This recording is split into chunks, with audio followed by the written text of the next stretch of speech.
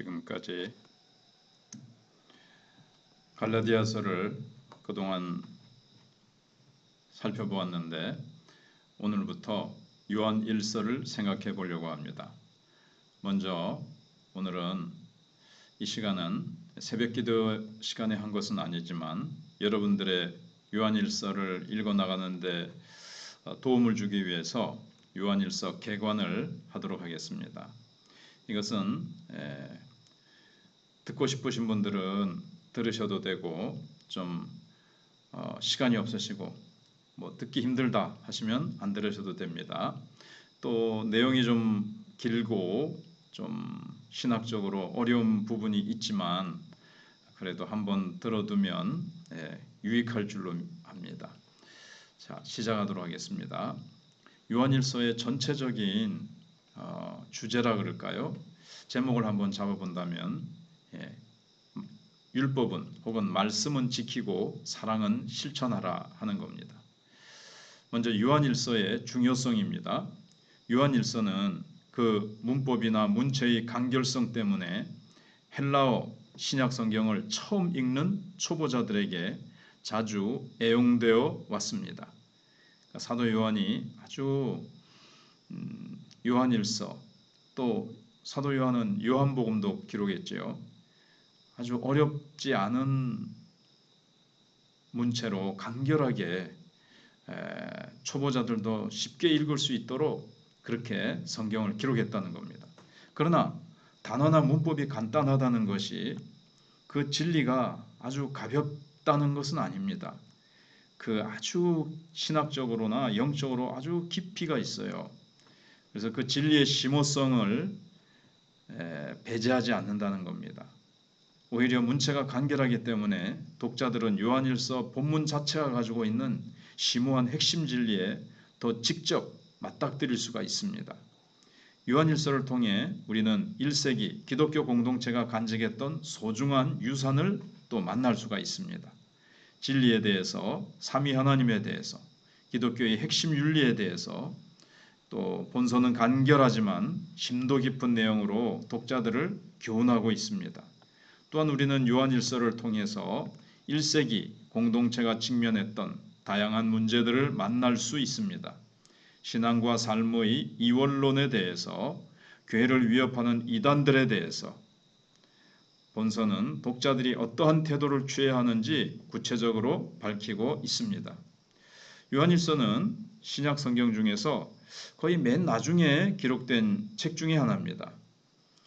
이것을 통해서 우리는 요한일서가 1세기 말 기독교 신앙이 어떻게 통합적이면서 또 포괄적으로 발전되었는지를 이렇게 추측하고 가늠해 볼 수가 있습니다.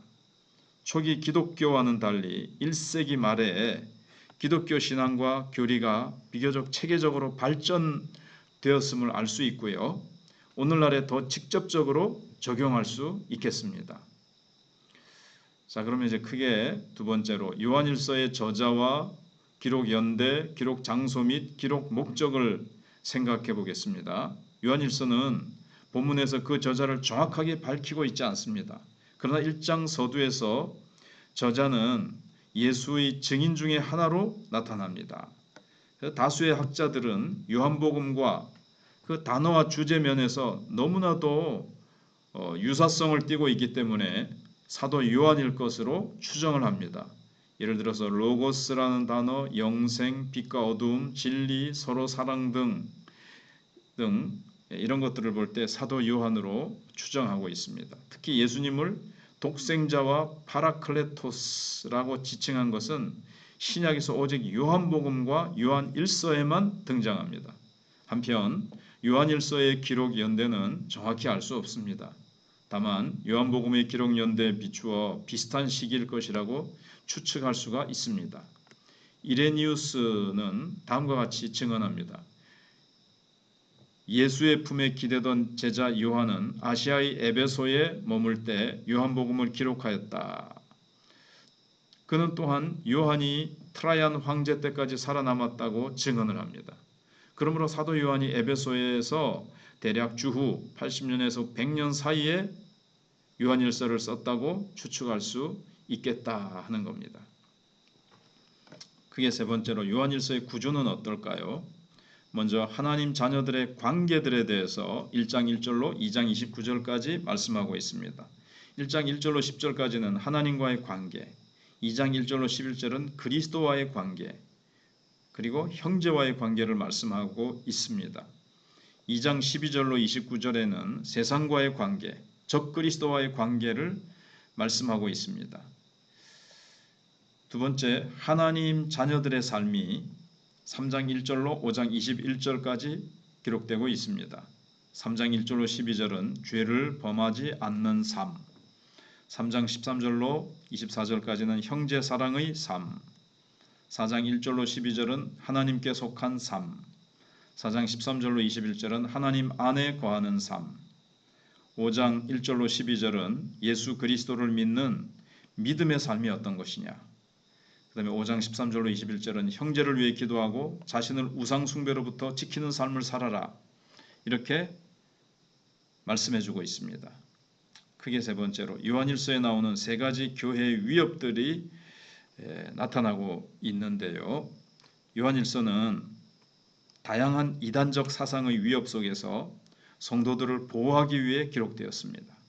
이 이단 사상을 가르치는 거짓 교사들의 구체적인 정체에 대해서는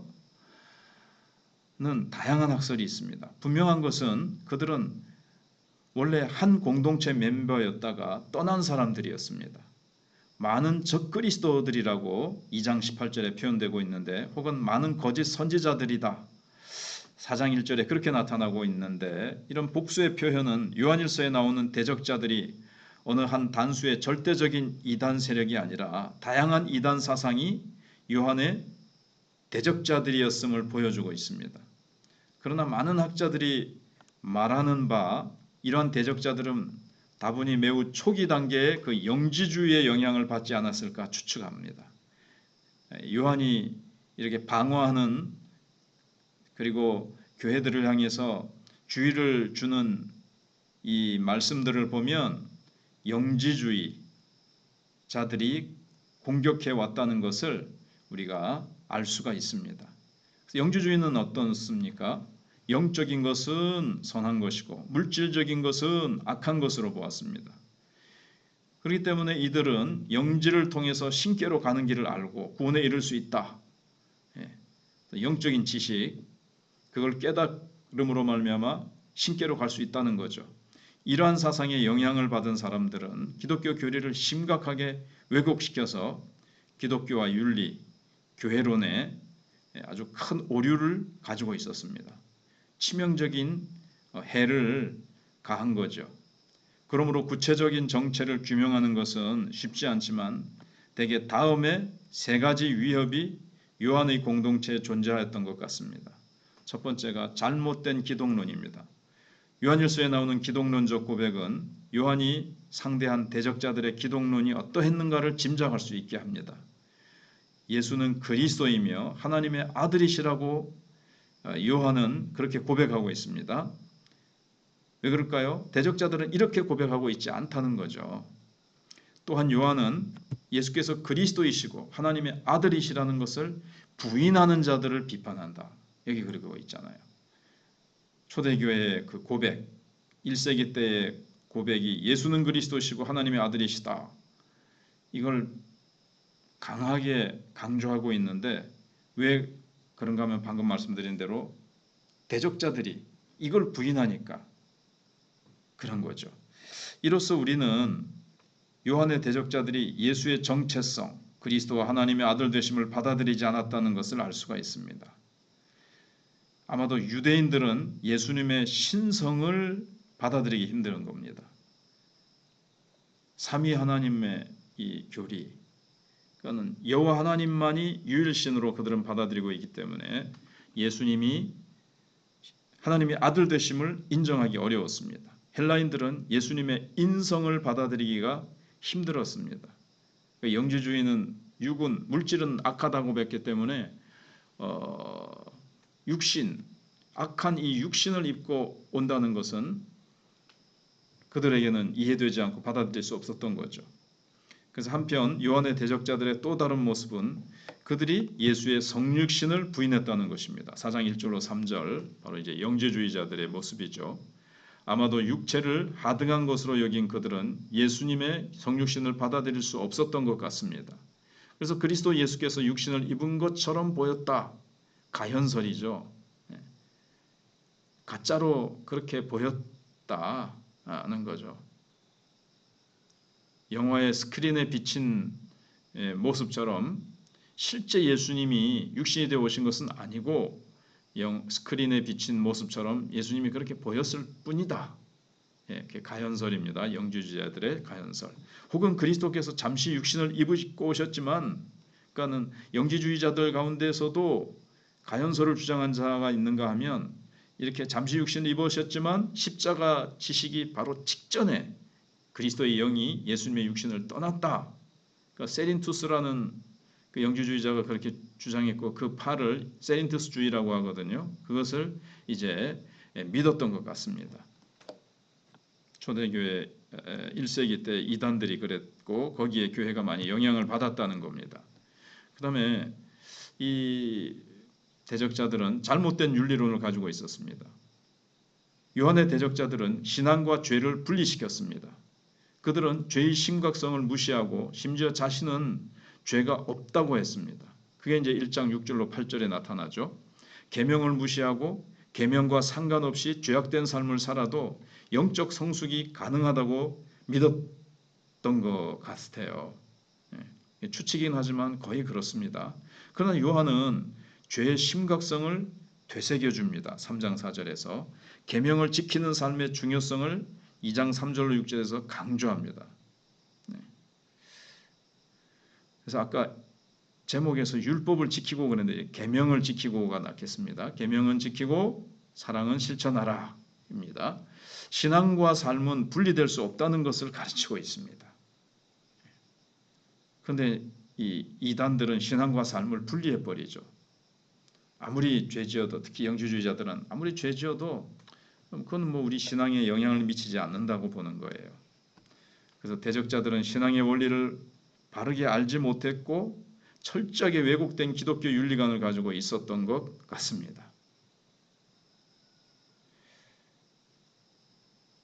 그래서 한때 구원파에 우두머리 되는 사람이 얼마나 많은 잘못된 방법으로 돈을 벌고 얼마나 잘못된 그 세상적인 죄악 가운데 있었는지 그렇게 보여주고 한때 매스컴에 드러나고 떠들게 되어졌죠. 세 번째, 잘못된 교회론입니다. 요한의 대적자들은 각 개인이 영적인 지식을 통해 하나님을 아는 것이 구원이라고 믿었습니다. 그러나 그들은 주위 사람들의 고통에 무관심했습니다. 자신들을 참 신앙인이라고 생각했지만 형제의 고통을 외면했습니다. 2장 9절, 11절, 3장 17절. 하나님을 안다고 하면서 형제 사랑에는 소홀했습니다. 4장 8절. 그러므로 그들은 구원을 바르게 알지 못했고 그리스도의 교회를 이해하지 못한 부류라고 할 수 있겠습니다. 이제 지식을 통해서 하나님을 안다, 그것이 구원이라고 했는데 이게 깨달음이라는 거죠. 그래서 불교는 깨달을 각의 종교라고 하죠. 그러나 기독교는 각의 종교가 아닙니다. 오늘 천주교에서 자꾸 이렇게 불교와 가까워지고 불교와 악수를 하고 손을 잡고 같이 이렇게 막 잘 통하는 것이 있거든. 이런 모습이 있는데 그 수도사들 천주교에서 깊이 뭐 명상을 하고 묵상을 하고 한다면서 그들이 어느 쪽으로 나가고 있는가 하면 결국 영주주의자처럼 각 깨닫는 것을 어떤 핵심으로 잡고 있습니다. 그러니까는 불교, 너희랑 우리랑 같네? 너희들 각의 종교지 우리도 각의 종교야. 이런 식으로 손을 잡고 있는 것을 볼 수가 있습니다. 자, 그 다음에 이제 요한일서의 신학을 생각해 보겠습니다. 먼저 신론입니다. 요한일서는 하나님의 대표적인 속성 두 가지를 제시합니다. 빛과 사랑. 하나님은 어둠과 대조되시는 분으로서 빛이십니다. 1장 5절에 빛과 어둠은 각각 무엇을 상징합니까? 구약에서 빛은 하나님의 인도와 계시를 나타냅니다. 시편 27편 1절과 출애굽기 13장 21절입니다. 하나님의 거룩을 의미했습니다. 그러나 본문에서는 어둠과 대조를 이루면서 윤리적인 의미로 사용되었습니다. 다시 말하면 빛과 어둠은 선과 악의 다른 표현이라고 할 수 있는 거죠. 하나님은 선하시며 그분에게는 악이 조금도 없다는 것을 나타냅니다. 죄와 악은 하나님의 성품과 양립할 수가 없어요. 공존할 수가 없어요. 그러므로 그분과 교제하기 원하는 사람들, 우리들은요, 또한 빛 가운데 있도록 요청이 됩니다. 1장 7절에서 빛 가운데 우리가 걸어가야 돼요. 하나님이 빛이시기 때문에 빛 가운데 걸어간다는 것이 참 뭔가 하면 선하게 하나님이 원하시고 기뻐하시는 그런 삶을 살아가야 된다는 것을 말씀하고 있습니다. 옛날과 같이 죄악된 삶을, 어두움이란 건 죄악된 삶을 말하는 거거든요. 죄악된 삶을 벗어나서 이제는 하나님이 기뻐하시는 선한 삶을 살아갈 때에 빛 대신 주님과 동행할 수 있다는 겁니다. 또한 하나님은 사랑이시라고 합니다. 4장 8절 잘하는 말씀이죠. 하나님은 사랑이시라. 하나님은 사랑의 원천이십니다. 사랑 그 자체이십니다. 그의 모든 행위는 사랑에 기초한다는 말입니다. 모든 것이 사랑으로부터 발원되는 거예요. 모든 동기가 사랑에서 출발되고 사랑으로부터 모든 것이 나옵니다. 그래서 사랑이 없으면 산을 옮길 만한 믿음이 있어도, 자기 몸을 불사르게 내어주는 헌신이 있어도, 자기 몸을 자기 있는 것을 다 구제한다 할지라도 사랑이 없으면 아무 유익이 없다는 말씀이 거기서 나오는 겁니다. 그래서 하나님을 형이상학적 존재로 한정하는 이 헬라적 신개념의 한계를 극복합니다. 그냥 철학적으로 피상적인 하나님이 아니라 구체적으로 정말 우리를 사랑하셔서 우리를 찾아오시고 정말 십자가를 지시고 그렇게 하시는 그 사랑의 하나님,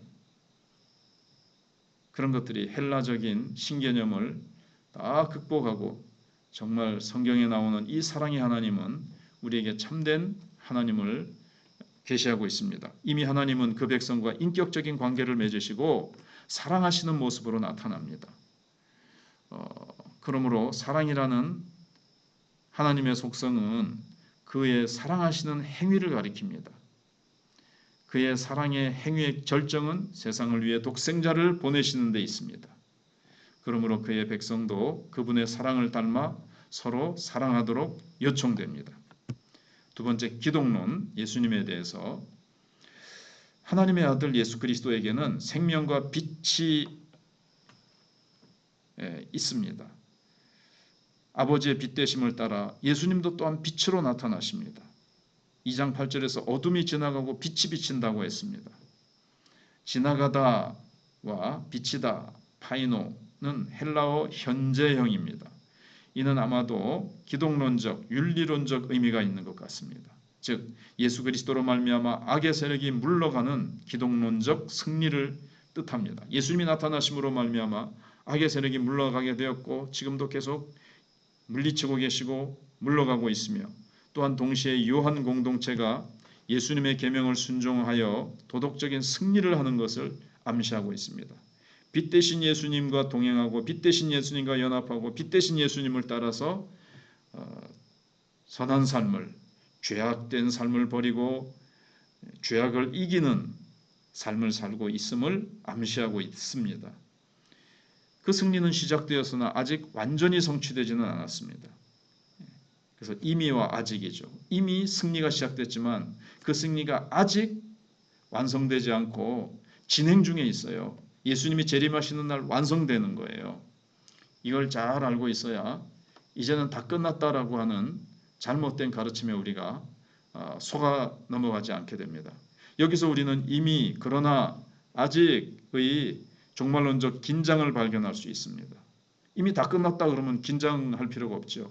그러나 이미 출발되고 구원받았고 시작되었지만 그러나 그 구원은 완성되지 않았고 우리의 승리를 예수님께서 출발을 가져오셨지만 그 속에서 우리는 승리하며 나아가고 예수님이 재림하시는 날 승리가 완성된다는 겁니다. 또한 예수 그리스도의 선제성은 이미 존재하신 거죠. 태초부터 있는 생명의 말씀이라는 표현에 나타납니다. 이 태초는 천지창조의 태초가 아니고 그 이전에 영원 속에 있는 태초를 말합니다. 영원한 생명이라고 되어 있죠. 그래서 영원한 생명으로 나타난 예수님은 계시와 관련이 있습니다. 하나님의 아들 안에는 생명이 있습니다. 생명은 하나님께서 주시는 것입니다. 그 생명은 아들을 통해서 주어지는데 우리는 아들과 연결되어 이 생명을 받을 수 있습니다. 아들과의 지속적인 교제를 통해 이 생명을 경험하게 됩니다. 요한복음은 생명을 우리가 어떻게 얻을 수 있는가를 가르쳐주면 요한 1서는 이미 얻은 그 생명을 우리는 이미 소유하고 있는데 그 생명을 계속 주님과의 교제를 통해서 동행을 통해서 계속 그 교제를 통해서 생명을 경험하는 길을 우리에게 보여주고 있습니다. 예수 그리스도는 하나님과 신자 사이의 대언자라고 2장 1절에 말씀하고 있고요. 2장 2절에서는 우리를 위한 화목제물이라고 말씀하고 있습니다. 헬라어 파라클레토스는 한국말로 보혜사 혹은 대언자로 번역되죠.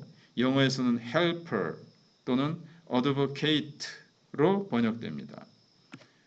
이 단어는 당시 헬라 문화에서는 1차적으로 법정적인 개념을 가집니다. 즉 재판정에서 변호하는 역할을 지칭할 때 사용된 거예요.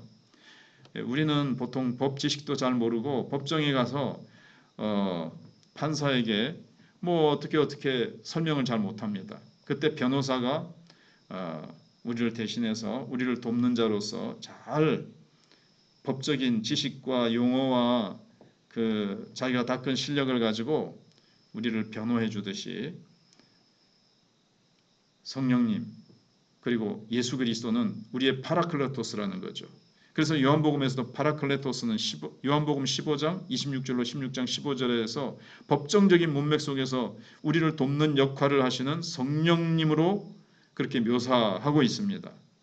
그러나 필로라는 사람은 다른 사람의 죄사함이나 치유를 위해 기도하는 제사장적 사람을 파라클레토스다 이렇게 주장하기도 했습니다. 그러니까 법정적으로 법정에서 도와주는 변호사 이렇게 보기도 하고 죄사함이나 치유를 위해서 기도하는 제사장적인 사람을 파라클레토스라고도 한다.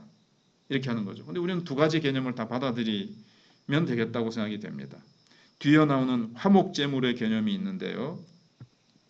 파라클레토스의 이런 제사장적인 개념을 강화하는 겁니다. 그러므로 파라클레토스는 우리가 죄를 지을 때 우리를 위한 법률적 변호사가 되시며 또한 우리를 위한 제사장적 중보자가 되신다고 볼 수가 있습니다. 제의적이라는 것은 제사의식, 구약시대 때 화목제물을 드려서 죄를 씻음받고 하나님과의 관계가 회복되는 것을 가르쳐주고 있습니다. 마지막이 될 것 같은데요. 좀 더 봐야 되겠습니다만은 성령론입니다. 요한일서에서 성령은 먼저 신자가 자신이 하나님 안에 있다는 것을 알게 하는 구원의 확신과 관계됩니다. 하나님의 성령은 예수님의 성육신을 고백하는 것과 관련이 있습니다. 성령님은 오셔서 예수님의 성육신을 믿어지게 하시고 고백하게 하시는 거죠. 예수님의 성육신을 인정하지 않는 것은 적그리스도의 영입니다. 성령님이 하시는 일과 정반대죠. 성령님은 신자에게 예수님에 대해 가르치면서 예수께서 물과 피로 이 땅에 임하셨다는 것을 증언하십니다. 그래서 성령님은 예수님께 초점을 맞추고 예수님께로 우리를 이끌어가고 예수님을 바라보도록 예수님을 의지하도록 예수의 능력으로 살아가도록 하는 분이 성령님이십니다. 성령님은 우리가 잘 아는 대로 신자 속에 거하시면서 신자들로 하여금 세상을 이기게 하시고 진리의 영으로서 신자들이 거짓 가르침을 분별하게 하십니다. 내 양은 내 음성을 안다고 목자 되신 예수님께서 요한복음 10장에 말씀하셨는데 목자의 음성을 잘 분별하도록 목자의 음성만 따라가도록 해주시는 분이 성령님이시죠. 이제 네 번째 교회론입니다. 요한복음에 나오는 하나님의 가족으로서의 교회의 모습이 요한일서에도 등장합니다. 형제라는 말이 나오죠. 형제를 사랑하느냐 미워하느냐 이런 용어가 나옵니다. 요한복음에서는 하나님과 예수님을 아버지 아들의 관계로 빈번하게 묘사하죠. 아버지 아들 이게 뭡니까? 가족 개념이잖아요. 신자들은 하나님의 자녀들이다. 이게 이제 벌써 가족 개념이에요. 우리를 하나님의 가족. 그리고 종말론적 성전은 아버지의 집.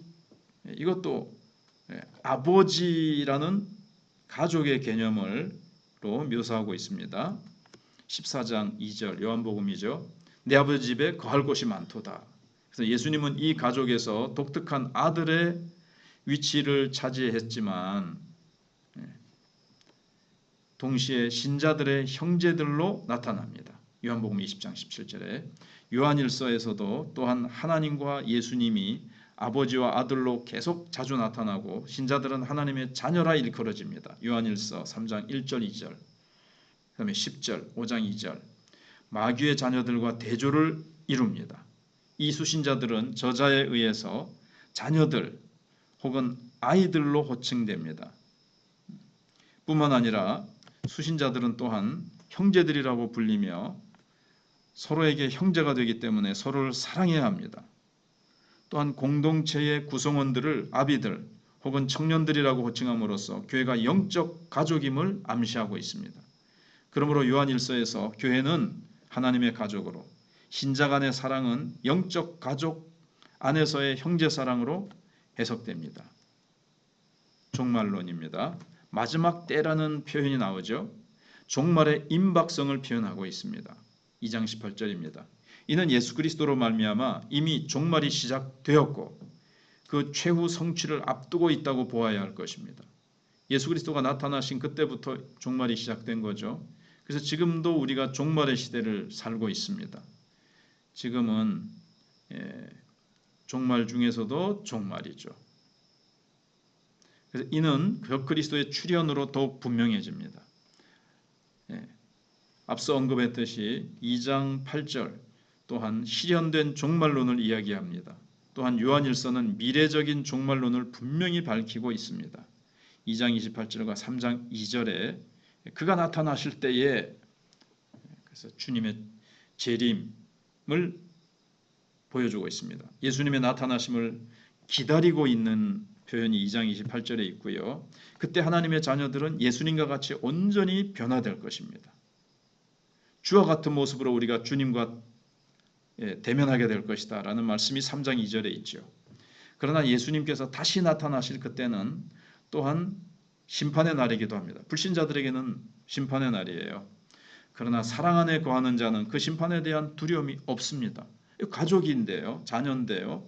죄사함의 확신이 있고 그렇기 때문에 성령께서 우리 속에서 담대함과 평안함을 주십니다. 그러므로 요한일서는 미래적이면서도 실현된 종말론이 함께 나타난다고 보아야 합니다.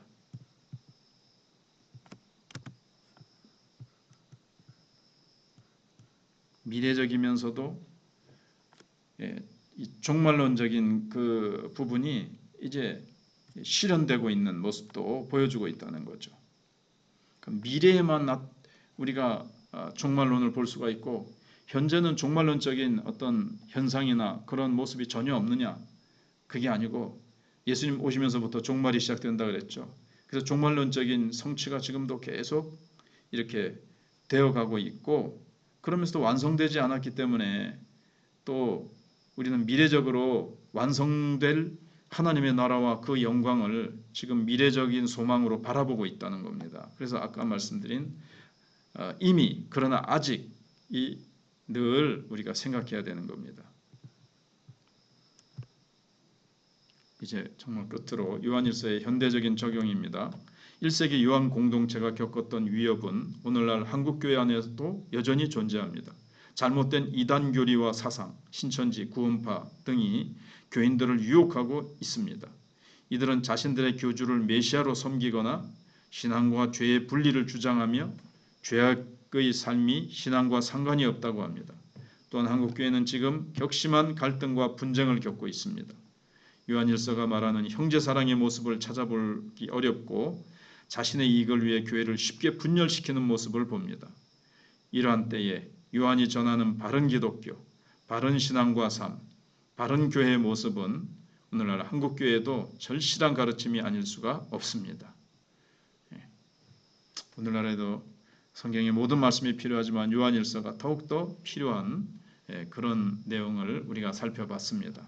그리고 우리가 그 부분을 놓고 기도의 제목으로 삼고 간절히 하나님 앞에 구해야 할 것입니다. 감사합니다. 샬롬 할렐루야.